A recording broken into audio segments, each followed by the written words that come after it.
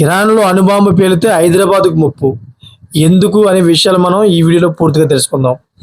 Iran, Israel మధ్య నెలకొన్న ఉద్రిక్తతలు అణ్వాయుధ దాడుల దిశగా వెళ్తే దాని ప్రభావం భారత్‌పై ఏ మేరకు ఉంటుందనే అంశం ఇప్పుడు సర్వత్రా చర్చనీయాంశమైంది. ముఖ్యంగా ఇరాన్‌లోని అణు కేంద్రాలపై దాడులు జరిగితే అక్కడ విడుదలయ్యే రేడియేషన్ గాలి ద్వారా ప్రయాణించే భారత్‌లోని ముంబై, హైదరాబాద్ వంటి నగరాలకు చేరుతుందని ఆందోళనలు వ్యక్తమవుతున్నాయి.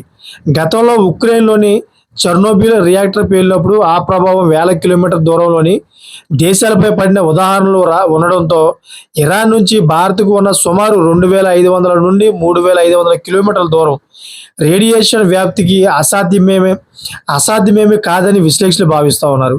సో సాంకేతికంగా చూస్తే రేడియేషన్ అనేది ప్లూమ్స్ రూపంలో గాలి దిశగా వేగం, అదేవిధంగా వాతావరణ పరిస్థితులపై ఆధారపడి ప్రయాణిస్తుంది. ఇరాన్లోని బుషహార్ వంటి కీలక అణు ప్లాంట్లపై దాడులు జరిగితే ఆ రేడియో ఆధార్మికత గాలి ద్వారా తొలుత గల్ఫ్ దేశాలకు, ఆ తర్వాత సముద్ర మార్గం గుండా గుజరాత్, మహారాష్ట్ర తీర ప్రాంతాలకు చేరే అవకాశం ఉంది.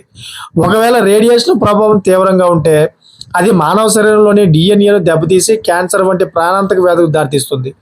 వాంతులు, అలసట, జుట్టు రాలడం వంటి లక్షణాలతో మొదలై అంతర్గత అవయవాల వైఫల్యానికి ఇది కారణమవుతుంది.